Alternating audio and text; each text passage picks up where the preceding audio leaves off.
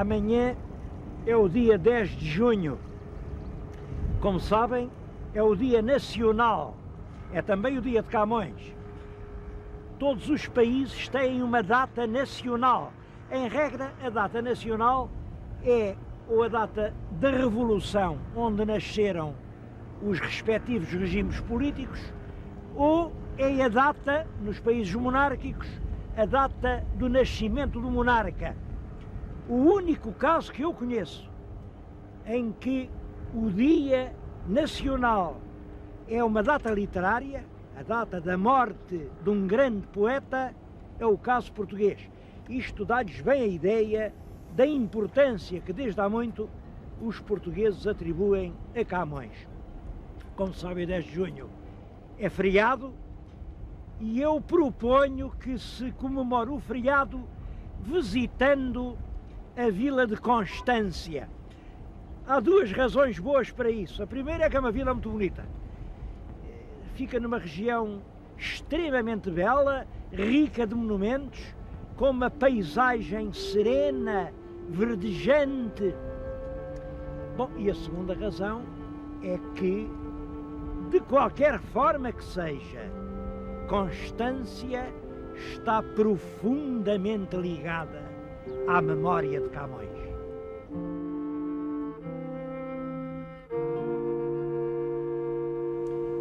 Este nome, Constância, também tem uma história para contar. A terra antigamente tinha outro nome. Esta era a vila de Punhete. Punhete compreende-se perfeitamente o nome, porque é realmente um pequeno punho que separa o curso do Zézer do curso do Tejo. A palavra exprime bem o relevo. Bom, mas aliás, os eruditos inventaram logo uma outra explicação muito mais ilustre. Diziam que vinha de Pugna Taigi. Pugna quer dizer combate, Taigi do Tejo. Portanto, tinha havido aqui um grande combate com mouros, uma Pugna Taigi deu Punhete naturalmente. Acontece é que o povo simples não sabia latim. Não sabia latim, não acreditava nessa da Pugna Taigi, não gostava do nome, não sei lá porquê, mas não gostava. E então aconteceu que passou aqui, foi depois da Revolução de Setembro, passou aqui na vila, na visita que fez ao Ribatejo, a rainha Dona Maria II. Ela vinha acompanhada pelo Passos Manuel. Deve ter sido para ela uma viagem bem aborrecida, porque ela detestava o Passos. Mas, enfim, tinha que vir com ele, era o primeiro-ministro, é que ela tinha de fazer. Hospedaram-se exatamente aqui, nesta casa em que lhes estou a falar, a que se chama hoje, por isso, o Palácio, e o povo de Punhete procurou-a e fez um pedido, que mudasse o nome para Constância. Constância porquê? Bom, em virtude da forma constante, corajosa, brava e leal com que eles tinham lutado pela implantação do regime liberal em Portugal. É uma história engraçada, porque ninguém sabe que esta gente tenha sido nem mais nem menos liberal do que os outros, mas quando as revoluções triunfam, toda a gente tem ali um alvará de constância e de firmeza. E foi o que aconteceu. A rainha achou desgraça e mudou realmente o nome de Punhete para Constância, acrescentando até notável vila de Constância. É no palácio que a rainha habitou que nos encontramos. É realmente um belo exemplar da arquitetura civil.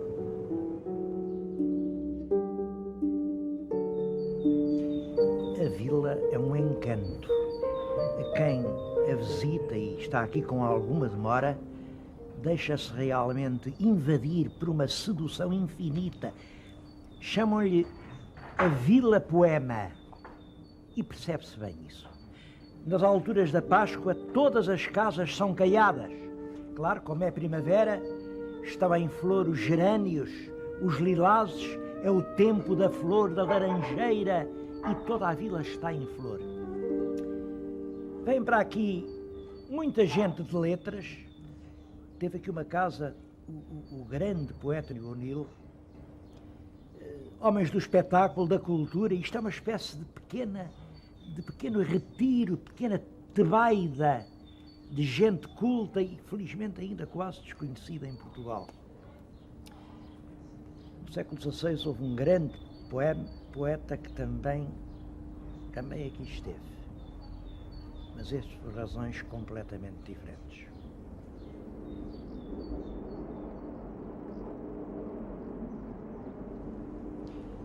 Claro que não há Formosa sem senão. Quando o vento roda, o aroma que aqui se respira não é o das glicínias nem o das laranjeiras em flor. É um odor forte e fétido que vem daquelas chaminés. É uma grande fábrica, pasta de papel, não é papel. Fazem apenas uma pasta que é mandada para países estrangeiros, lá é convertida em papel, o papel vem para cá e então é esse papel que nós usamos em alguns dos nossos jornais. Da fábrica escorre um carreiro de baba negra e espessa que vai entrar no Tejo e mata o peixe. E o pior de tudo é que para que aquilo possa funcionar é preciso cobrir o país de eucaliptos. Todo o centro do nosso país é já um imenso eucaliptal.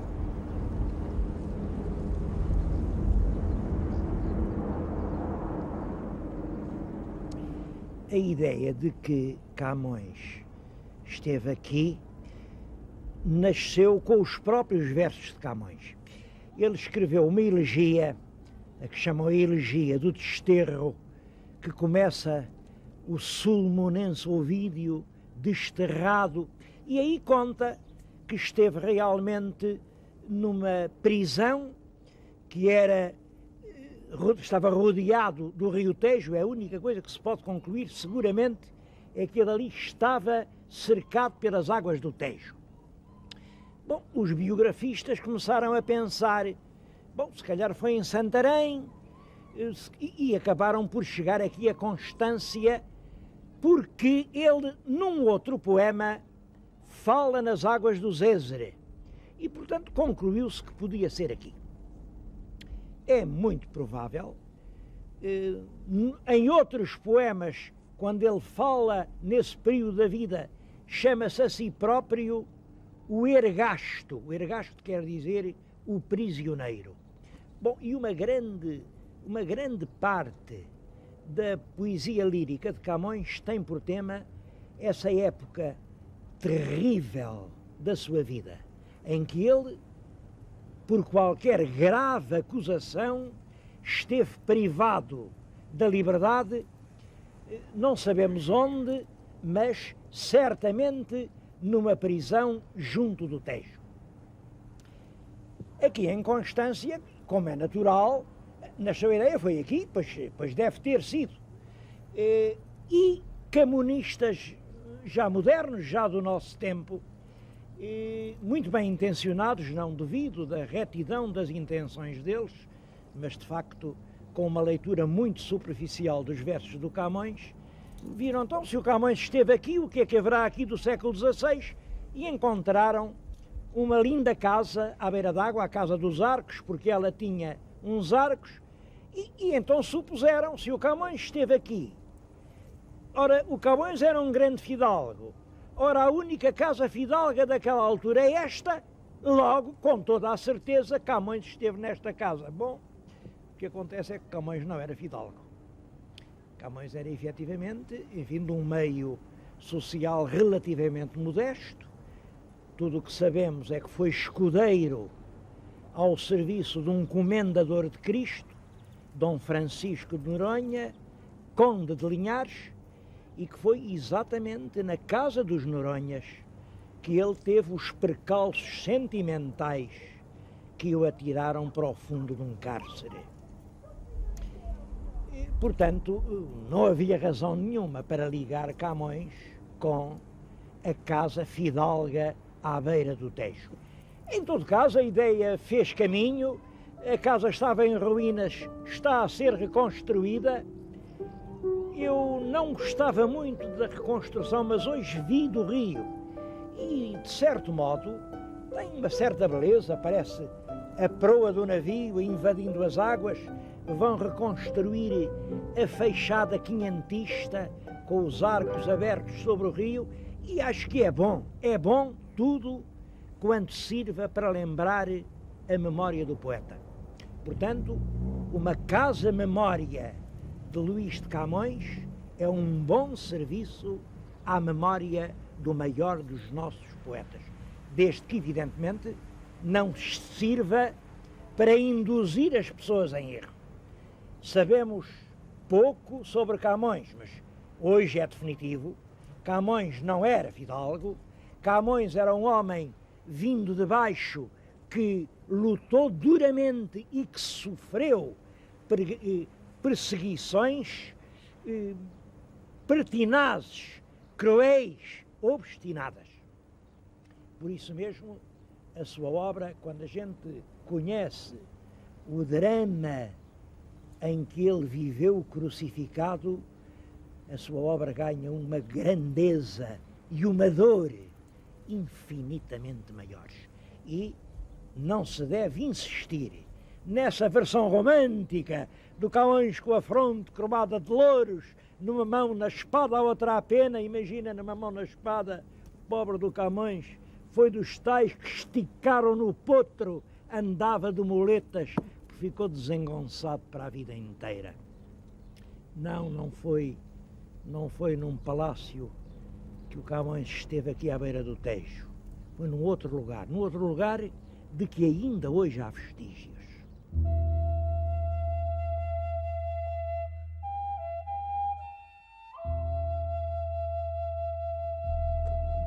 O que estão agora a ver na nossa frente é tudo o que resta do antigo castelo que existia aqui. Penso que é isto que o Camões chama uma areia de rochas coroada. Era um pequeno ilhéu sobre o qual estava um castelo. Esse castelo era visível há pouco tempo. Há fotografia já do nosso século onde se vê perfeitamente a torre. Foi demolida, mas ficaram estes restos o nível das águas subiu, mas tudo isto ainda é fortaleza medieval. Ora bem, agora há muito pouco tempo, já este ano, resolveram aproveitar estas relíquias para fazer uma estação de tratamento de águas. Claro, quando meteram as máquinas, rebentaram as abóbadas. Bom, são vandalismos inúteis. Não é preciso destruir o que o passado nos legou para lavarmos as nossas próprias águas sujas. Penso que foi aqui realmente que Camões nos diz, daqui a bocado vou-lhes ler esse soneto, que em prisões baixas esteve um tempo atado, e a razão é esta.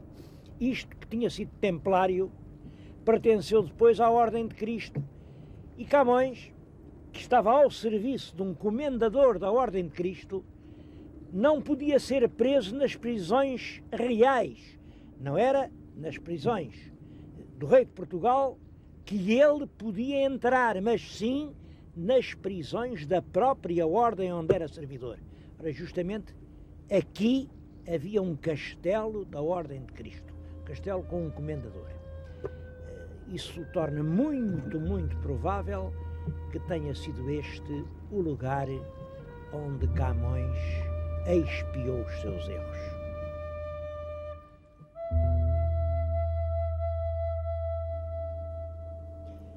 Aquela casa fidalga junto ao rio chama-se Casa dos Arcos, porque realmente tinha uma galeria de arcos aberta sobre o rio. Isto é um livro do Dr. Adriano Burguete, é como estava no tempo dele. Eu ainda a vi com estes arcos abertos. Recordo-me ter vindo aqui a Constança e e procurei informações e realmente as pessoas sabiam bastante pouco da terra.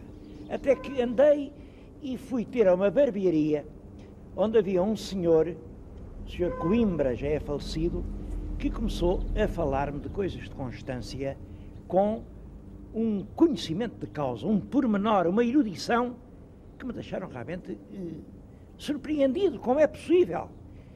E lembro-me do comentário que então fiz e escrevi. Não há dúvida de que num país onde há tanto professor que devia ser barbeiro, encontro por fim um barbeiro que devia ser professor. Foi esse homem que me disse já nessa altura, pois essa casa era dos Condes de Abrantes. Os Condes de Abrantes era uma família bastante importante, devo dizer que à família pertenceu nem mais nem menos que o Dom Francisco de Almeida, e há muitas histórias engraçadas. O primeiro Conde de Abrantes estava ligado a uma tradição, uma história que algum fundo havia de ter de verdade. Diz que o rei Dom Afonso V, estava à lareira no inverno e vinha imenso calor.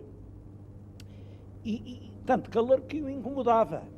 E um dos fidalgos que o serviam pôs-se diante da lareira para servir de biombo ao rei. E ali esteve com uma coragem que a certa altura já cheirava a queimado. Ele estava a deixar queimar a roupa para, enfim, proporcionar aquele conforto ao monarca. O rei viu isso e ficou tão entusiasmado e tão cativado por aquela dedicação que o fez Conde de Abrantes. É claro que isso é uma lenda, não tem pés nem cabeça, mas nos reinados seguintes ficou este ditado. Quando alguém se punha assim em risco ou a querer dar nas vistas, dizia-se: epá, tire-te daí que já é dado a Abrantes. Quer dizer, já deram a Abrantes, já não adianta fazer essas fitas. Houve 3 gerações de Condes de Abrantes, primeiro, segundo e terceiro conde.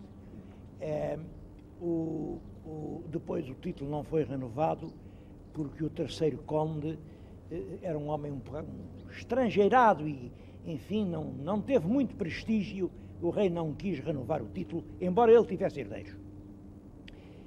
É, portanto, um lugar importante, um lugar cheio de história, e ainda bem que surgiu este movimento que levou não só à reconstrução que se vai fazer, porque as obras estão apenas em curso, mas a fachada renascentista vai ser concluída e no interior vai ser utilizado o espaço para recordar Camões.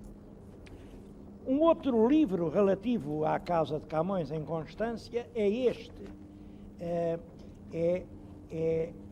Chama-se mesmo Casa de Camões em Constância, pela doutora Maria Clara Pereira da Costa. A doutora Maria Clara é uma investigadora muito ilustre, de uma grande proficiência e competência, e, na verdade, ver o nome dela num livro assim, quem saiba quem é a doutora Maria Clara, diz: ó diabo, então a casa sempre é do Camões.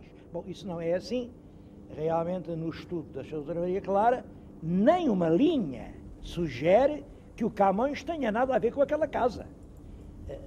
O título, portanto, suponho que não será da responsabilidade da autora do livro. Aqui faz-se uma investigação muito bem feita sobre a propriedade da casa. Quanto a Camões, não tem relação nenhuma com aquilo. Nenhuma até tem relação oposta. O segundo Conde de Abrantes, que talvez tenha sido quem possuiu a casa ou a construiu, era casado com uma senhora da família Noronha, que era prima, claro, prima afastada, era prima em 8º grau, parente em 8º grau do amo de Camões, Dom Francisco de Noronha. Em todo caso, era de tal intensidade a perseguição que toda essa família moveu a Camões, que bastava a dona da casa ser do clã dos Noronhas para o pobre Camões ali nunca poder pôr os pés. É claro que é uma banalidade dizer que a melhor homenagem que podemos prestar a Camões é ler-lhe a obra. É uma banalidade, toda a gente o diz, mas é preciso continuar a dizer, porque as pessoas falam de Camões, muita coisa, muita festa, muito dia, muita homenagem, e ninguém lê o que ele escreveu. Eu vou precisamente terminar este programa com a leitura de um soneto de Camões. É um dos sonetos mais tristes, mais desalentados que ele escreveu. Ele ainda hoje emociona. Claro, vocês compreendem, é uma coisa escrita no século XVI, com um português que já não é do nosso tempo e que por isso não se compreende imediatamente. O tema é fundamentalmente este. Ele esteve preso, uma prisão vergonhosa, e a prisão acabou, mas o remorso continua. Ele realmente teve uns amores que não valeram nada, mas foi só para saber como era viver feliz, como ele diz, só para saber que coisa era viver ledo. Como sabem, ledo na altura quer dizer alegre. Ele quis experimentar como era a alegria, mas no fim da vida tudo o que ele aprendeu é que nem alegria se pode ter. Diz ele que são três coisas: a minha estrela, quer dizer, o seu destino; a morte cega, a morte da pobre jovem que ele amava; e o caso duvidoso. O caso duvidoso tem aqui o sentido de processo judiciário, que não se sabe como vai terminar. Essas três coisas: um processo iníquo que lhe foi movido, a morte trágica de Dinamene e a sua própria estrela, ensinaram-no agora a ter medo até de ter alegria. Mas reparem, isto que eu estive a dizer, vejam como Camões o diz de uma maneira incomparável. Em prisões baixas fui um tempo atado, vergonhoso castigo dos meus erros, e ainda hoje, arrastando, levo os ferros que a morte, a meu pesar, já tem quebrado. Sacrifiquei a vida a meu cuidado, que amor não quer cordeiros nem bezerros. Vi mágoas, vi misérias, vi desterros. Parece que assim estava ordenado. Contentei-me com pouco, conhecendo que era o contentamento vergonhoso, só por ver que coisa era viver ledo. Mas a minha estrela, que já agora entendo, a morte cega e o caso duvidoso, me fizeram dos gostos haver medo.